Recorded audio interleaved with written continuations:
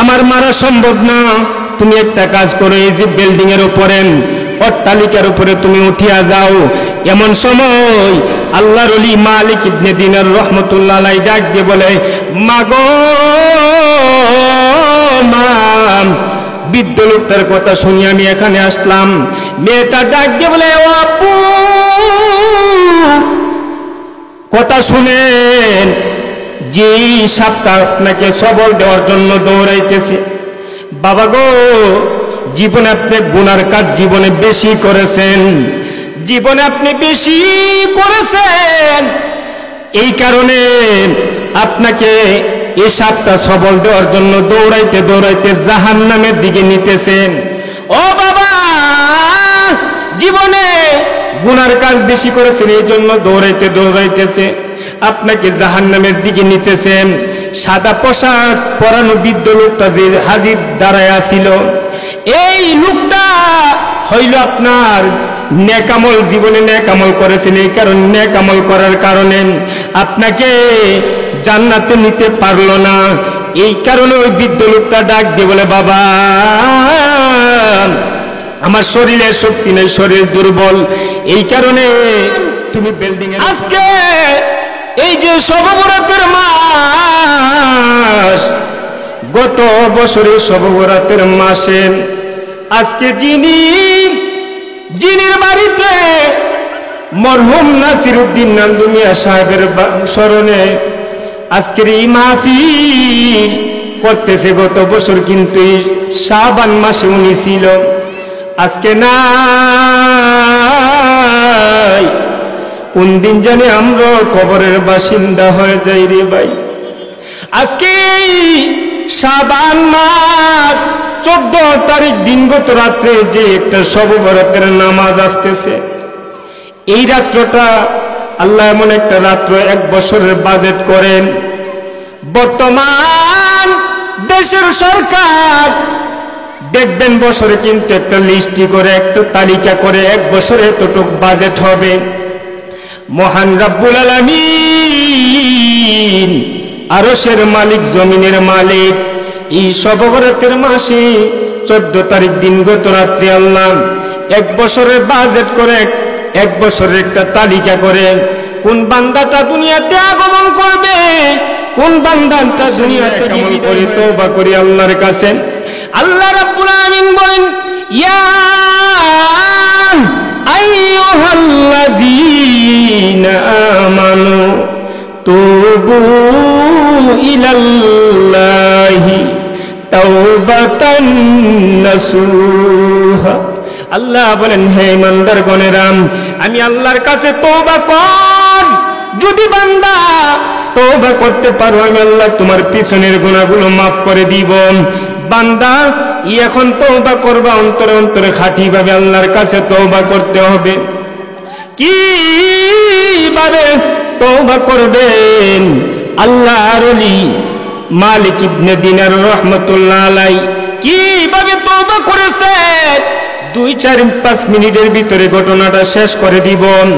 ও মুসলমান, ভালো করে শুনেন, কিভাবে তওবা করবেন, আল্লাহর কাছে তওবা করতে পারবেন, কিভাবে তওবা করতে হবে, এমন ঘটনা দ্বারা আপনি এবং আমরা বুঝতে পারব। ও মুসলমান, আল্লাহর ওলি মালিক ইবনে দিনার রহমতুল্লাহ আলাইহি জীবনে এমন কোনো গুনাহ নাই করে না, জীবনে এমন কোনো গুনাহ নাই জীবনে করে না। আল্লাহর ওলি মালিক ইবনে দিনার রহমতুল্লাহ আলাইহি তওবা করার কারণে আমার আল্লাহ তওবাটা কবুল করে ফেলছেন। ও মুসলমান, কিভাবে তওবা করবেন? আল্লাহর ওলি মালিক ইবনে দিনার রহমতুল্লাহ আলাইহি জুয়া খেলতেন, মদ খাইতেন, এমন কোনো গুনাহ নাই আল্লাহর ওলি মালিক ইবনে দিনার রহমতুল্লাহ আলাইহি করে নাই। আল্লাহর ওলি মালিক ইবনে দিনার রহমতুল্লাহ আলাইহি হঠাৎ করে এক রাত্রে তিনি স্বপ্নে দেখতেছেন, আল্লাহর ওলি ওই যে মালিক ইবনে দিনার রহমতুল্লাহ আলাইহির একটা কন্যা সন্তান ছিল, মেয়েটার বয়স হয়েছিল মাত্র 6 থেকে 7 বছর। আল্লাহর ওলি মালিক ইবনে দিনার রহমতুল্লাহ আলাইহি মেয়েটা ৬-৭ বছরে দুনিয়া থেকে বিদায় হয়ে গেছেন। বিদায় হওয়ার পরে আল্লাহর ওলি মালিক ইবনে দিনার রহমাতুল্লাহ আলাইহি রাতের বেলা শবে বরাতের রাত্রিতে স্বপ্নে দেখতেছেন আল্লাহর ওলি জীবনে এমন কোন গুনাহ নাই করে না। মালিক ইবনে দিনার রহমাতুল্লাহ আলাইহি রাতের বেলা যখন ঘরের ভিতরে ঘুমাইছেন, ঘুমানোর পরে আল্লাহর ওলি রাতের বেলা স্বপ্নে দেখতেছেন হঠাৎ করিয়া আল্লাহর ওলি মালিক ইবনে দিনার রহমাতুল্লাহ আলাইহিকে এমন একটা বিশাল বড় একটা অজগর সাপ দৌড়াইতেছে। আল্লাহর ওলি মালিক ইবনে দিনার রহমাতুল্লাহ আলাইহি দৌড়াইতেছেন, বিষাক্ত বড় সাপ সবল দেওয়ার জন্য দৌড়াইতেছেন। মালিক ইবনে দিনার রহমাতুল্লাহ আলাইহি দৌড়তে দৌড়তে একটা পাহাড়ের কাছে গেলেন। পাহাড়ের কাছে গিয়া দেখলেন ওইখানে বৃদ্ধ একটা বুড়া লোক দাঁড়ায় রয়েছে। আল্লাহর ওলি মালিক ইবনে দিনার রহমাতুল্লাহ আলাইহি ডাক দিয়ে বলে, ও ভাই, এই যে একটা অজগর সাপ, এই অজগর সাপটা আমাকে দৌড়াইতেছে সবল দেওয়ার জন্য। আমি দৌড়তে দৌড়তে এই পাহাড়ের কাছে এসে দেখলাম আপনি দাঁড়ায় রয়েছেন। বাইরে আমার শরীরে শক্তি নেই, আমার শরীর দুর্বল, এই সাপটাকে আমি মারতে পারবো না। এই যে বিশাল বড় একটা বিল্ডিং দেখা যায়, বিশাল বড় একটা অট্টালিকা দেখা যায়, এই অট্টালিকার উপরে তুমি উঠো, উঠলে তুমি বাঁচতে পারবা।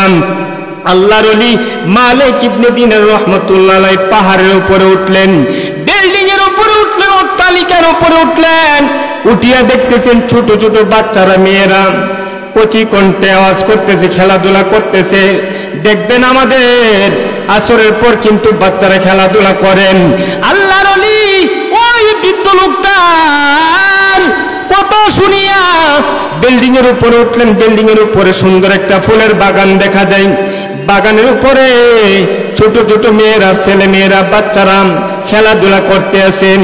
ওইখানে গিয়া আল্লাহর ওলি মালিক ইবনে দিনার রহমাতুল্লাহ আলাইহি পাহাড়ের উপরে উঠিয়া দেখলেন ছোট ছোট মেয়েরা, বাচ্চারা যেইভাবে খেলাধুলা করতেছে, এমন সময় ওই মেয়েটা মালিক ইবনে দিনার রহমাতুল্লাহ আলাইহি মেয়েটা ওইখানে খেলাধুলা করতেছেন।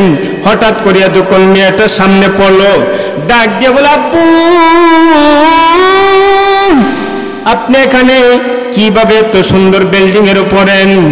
এমন সময় আল্লাহর ওলি মালিক ইবনে দিনার রহমাতুল্লাহ আলাইহি ডাক দিয়ে বলেন, ও মা, তুমি যে দুনিয়া থেকে বিদায় হয়ে গেছো 7 বছর বয়সে, আমি তো তোমার জন্য কান্না করতে করতে বেহুশ। আমি এখন দেখতে পেলাম আমাকে একটা অজগর সাপ, এই সাপটা আমাকে দৌড়াইতেছে, আমি সবল দেওয়ার জন্য দৌড়াইতেছেন। ও মা, আমি দৌড়াইয়া বিল্ডিং এর কাছে গিয়ে হাজির হয়ে গেলাম, পাহাড়ের কাছে গিয়ে হাজির হয়ে গেলাম। যাওয়ার পরে আমাকে বৃদ্ধ একটা লোক, সাদা পোশাক পরানো, মেয়েটার সামনে, লোকটার সামনে গিয়ে আমি হাজির হয়ে গেলাম। লোকটা, বৃদ্ধ লোকটা ডাক দিয়ে বলে, ও ভাই, এই সাপটাকে আমার মারা সম্ভব না, তুমি একটা কাজ করো, এই যে বিল্ডিং এর উপরে, অট্টালিকার উপরে তুমি উঠিয়া যাও। এমন সময় আল্লাহর ওলি মালিক ইবনে দিনার রহমাতুল্লাহ আলাইহি ডাক দিয়ে বলে, মাগো মা, বৃদ্ধ লোকটার কথা শুনি আমি এখানে আসলাম। মেয়েটা ডাক দিয়ে বলে, ও আপু, কথা শুনেন, যে সাপটা আপনাকে সবল দেওয়ার জন্য দৌড়াইতেছে। বাবা গো, জীবনে আপনি গুনার কাজ জীবনে বেশি করেছেন, জীবনে আপনি বেশি করেছেন, এই কারণে আপনাকে এই সাপটা সবল দেওয়ার জন্য দৌড়াইতে দৌড়াইতে জাহান্নামের দিকে নিতেছেন। ও বাবা, জীবনে গুনার কাজ বেশি করেছেন, এই জন্য দৌড়াইতে দৌড়াইতেছে আপনাকে জাহান্নামের দিকে নিতেছেন। সাদা পোশাক পরানো বৃদ্ধ লোকটা যে হাজির দাঁড়ায় ছিল, এই লোকটা হইল আপনার নেকামল, জীবনে নেকামল করেছেন, এই কারণে নেকামল করার কারণে আপনাকে জান্নাতে নিতে পারলো না। এই কারণে ওই বৃদ্ধ লোকটা ডাক দিয়ে বলে, বাবা, আমার শরীরে শক্তি নেই, শরীর দুর্বল, এই কারণে তুমি বিল্ডিং এর উপরে যাও। এমন সময় আল্লাহর ওলি মালিক ইবনে দিনার রাহমাতুল্লাহ আলাইহি ঘুম ভেঙে গেল। এমন সময় তাকায় দেখে শবে বরাতের রাত্রিতে আল্লাহর ওলি ওই মালিক ইবনে দিনার রাহমাতুল্লাহ আলাইহি ঘুম থেকে উঠিয়া গোসল করিয়া ওযু করিয়া মসজিদে গিয়ে কান্না করে, ও দয়ার মালিক, ও আল্লাহ, জীবনে কত গুনাহ করলাম, আর জীবনে গুনাহ করব না, দয়া করে আমাকে ক্ষমা করে দেন। আল্লাহ রাব্বুল আলামিন যেভাবে তওবা করেছে, তওবা করার কারণে আল্লাহ মাফ করে দিয়েছেন। ও বড়হিতের মুসলমান, হাতে পায়ে ধরে বলি রে ভাই, আজকের যাদের বাড়িতে মাহফিল, উনি তো নাই মেম্বার সাহেব, কত কষ্ট করিয়া মেম্বার হয়েছিল, আল্লাহ ওনাকে নিয়েছে। এই কারণে শবে বরাতের মাস, তওবা করেন আল্লাহর কাছে। শবে বরাতের রাত্রি আসতেছে, তওবা করেন। যেই লোকটা মালিক ইবনে দিনার এত গুনাহ করার পরেও যদি আল্লাহ গুনাহগারকে গুনার খাতা থেকে নামটা কাটিয়ে যদি আল্লাহর ওলি হিসেবে জীবন ভরা দুনিয়ার কিয়ামত পর্যন্ত সব মানুষ এই মালিক ইবনে দিনার রাহমাতুল্লাহ আলাইহির কথা স্মরণ করবেন। এখনো সময় আছে, শাবান মাস, আল্লাহর কাছে বেশি বেশি করে তওবা করেন, নেক আমল করেন। আল্লাহ রাব্বুল আলামিন আমাদের সবাইকে যেন মাফ করে দেই। এই জন্য আমার ভাই, আল্লাহ তাআলা যেন আল্লাহর কাছে বেশি বেশি করে দোয়া করেন, তওবা করেন। আল্লাহ রাব্বুল আলামিন যেন এই মাহফিলকে কবুল করে, মাহফিলের উসিলা করে যেন আল্লাহ জিন্দা মুর্দার সবাইকে মাফ করে দেন। সকলে বলি আমিন। সময় কম হওয়ার কারণে শেষ করে দিলাম। আল্লাহ তাআলা যেন আমাদের সবাইকে মাফ করে দেই। আল্লাহ তাআলা যেন